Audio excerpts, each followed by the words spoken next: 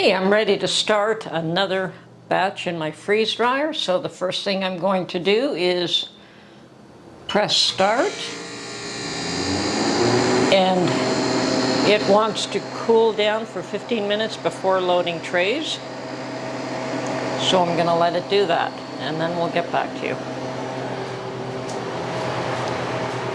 Okay, so while the Harvest Right freezer is coming up to temperature, I think it's already been 4 minutes now, so it's got another 11 to go. I've prepared my trays. Actually, I prepared these a little while ago, and they are all pre-frozen, so they actually all were items that were frozen in my freezer anyway, in my chest freezer. So it was a matter of accommodating them to be able to put them in the freeze dryer, which means that I cut the carrots up smaller and I cut the cherry tomatoes in half. I understand that anything with a full skin like that is difficult unless you either prick it or cut them in half or something of that nature. So these are all ready to go into the unit as soon as it has cooled down. Now, obviously, I had defrosted the unit from the last batch. So in between each batch, you have to make sure that the ice is defrosted, the ice that develops on the inside of the unit itself. And yeah, there was a tremendous amount of water from those beans, surprisingly so. So anyway, let's see how this works out. Hopefully I will have a nice batch of more freeze-dried products that are shelf-stable rather than in my freezer. And that is probably one of the real benefits of this, is that the foods are shelf-stable. Eventually I want to move to shelf-stable, ready to eat, as Mark calls them, MREs, I guess they're called. So we'll see what we can do in that respect.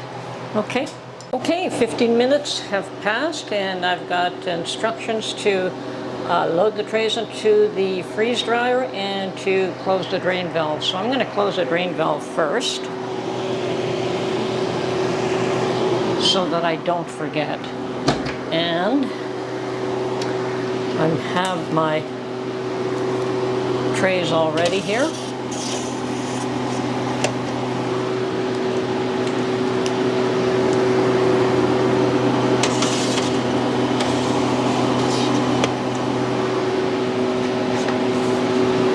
And if you put them in straight, there doesn't seem to be any resistance. Perfect.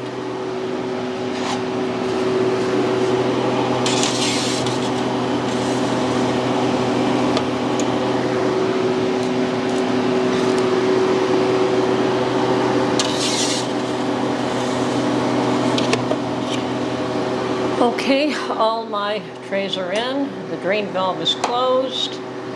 Door has double latched, and hit continue, and it's freezing. So it's at 70 degrees Fahrenheit currently, and it's going down to freezing. And we'll get back to you when this job is completed. I just have to ignore it now and focus on other things, so which is fine by me.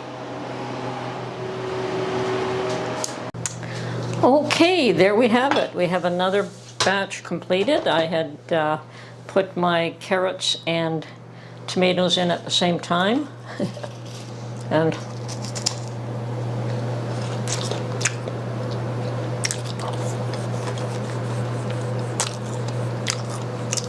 definitely tastes like tomatoes. Definitely have an unusual texture though. Oh yeah. All right, and one of my subscribers suggested I get this cereal container from the dollar store, and makes it easy to just pour the whole thing right in. And I've got one of the carrots poured in right now. So from this, let me just see if I can make this so it's visible. So from this container, I can quite easily pour this into my jars, which I think is a very smart idea. So let's get my jars.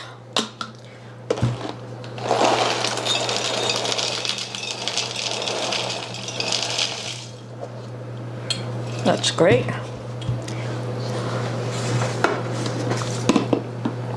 And there you go. Absolutely no mess at all. Put that aside. I think I'd better use a second jar.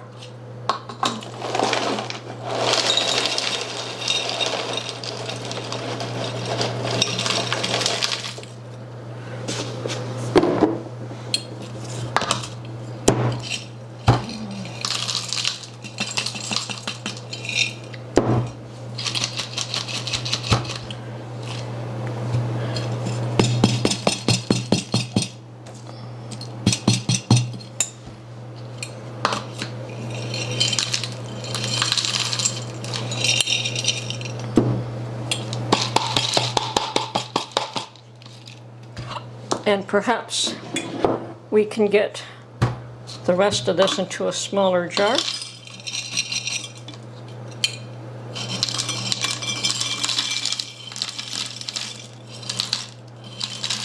Yep, that should work.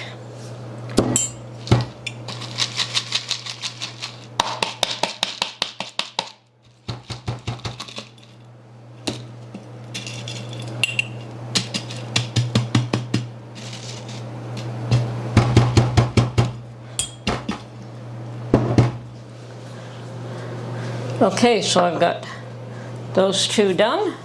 Just get some lids and I'll vacuum seal those now. This is still definitely a learning curve for me, but I am at least learning not to wake up in the middle of the night to make sure that this is done.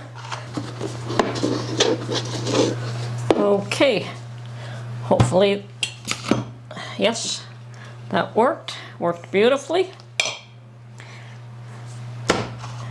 Now the other one.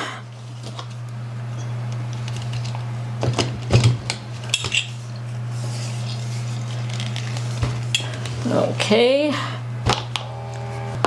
another one done. Perfect. It has sealed. Now I will put rings on both of these. I just have to go out and find another ring. But okay, I have not bothered putting an oxygen absorber in either one of these, but they are vacuum sealed for now. And at this point, I'm just going to determine how long, or when I open these up, how long they are going to last. I don't have any intention right now of keeping these for 25 years, but who knows. Right now I'm just experimenting, learning, and as time goes on, I'm sure I'll do things a little bit differently, but this is it for now. Okay, so I'm going to move on to the tomatoes. And yes, this is definitely a very useful method of transferring items from the trays into, whether it's a bag or whatever system you plan to use. It does seem to work out quite well. And I'm just transferring it back into jars at this point in time.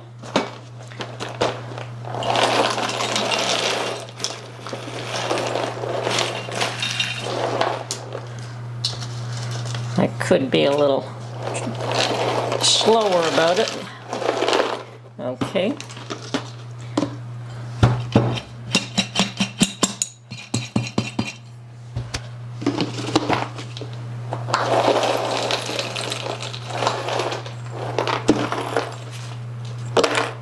Okay.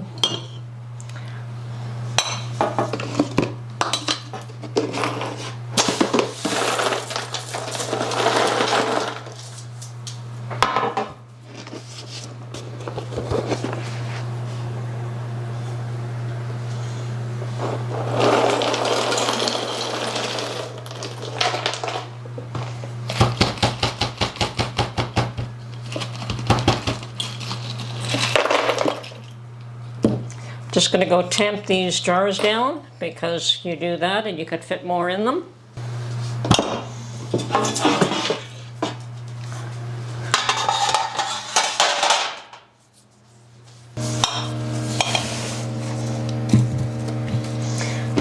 Okay, actually I'm going to reopen this one, take a few of them out, and see what it's like to rehydrate them.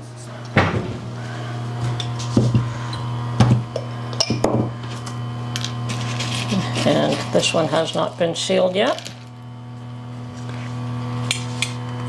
Oh!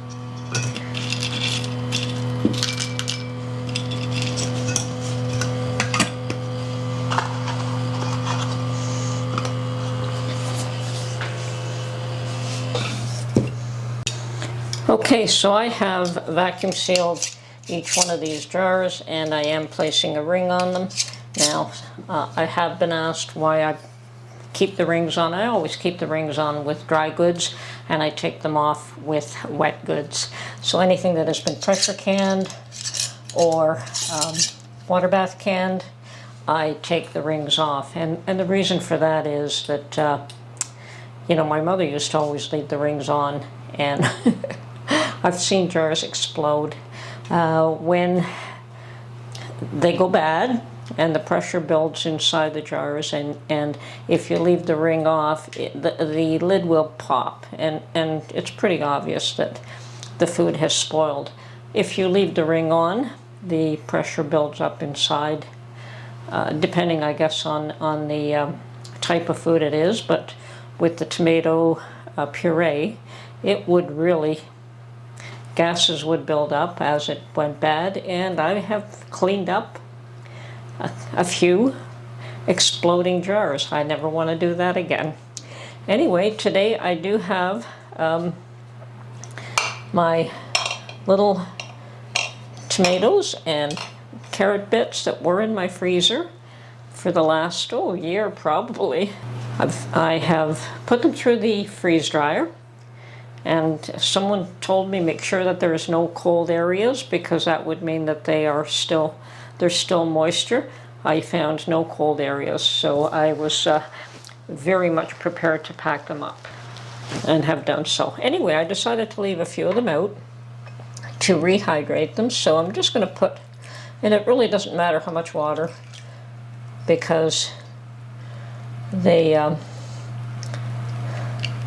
I will be draining the water out. Now these seem to be rehydrating very quickly already. The tomatoes are already looking a little firmer, so are the carrots. And it doesn't need any more water than that. So I'm just going to let these sit for a few minutes and see how well they do.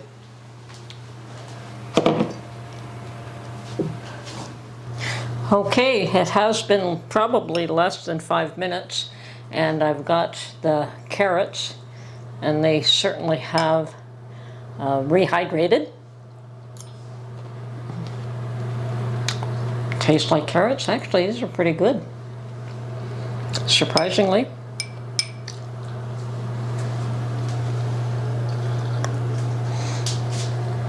Now, I had blanched these before I froze them when I put them in the freezer. Okay. I think the carrots are definitely a go. Tomatoes, I'm not so sure.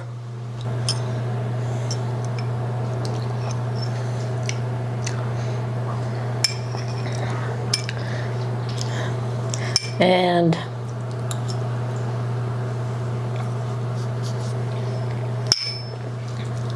tastes like tomatoes. Can't say I'm fond of the texture of these.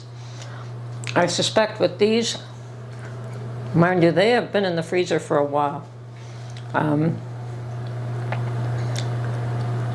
I did not blanch these before I put them in. So I'm going to try again with this year's cherry tomatoes. I think that this batch could be turned into powder, and that'd make a lovely addition to sauce. I'm not that fussy on the texture of these.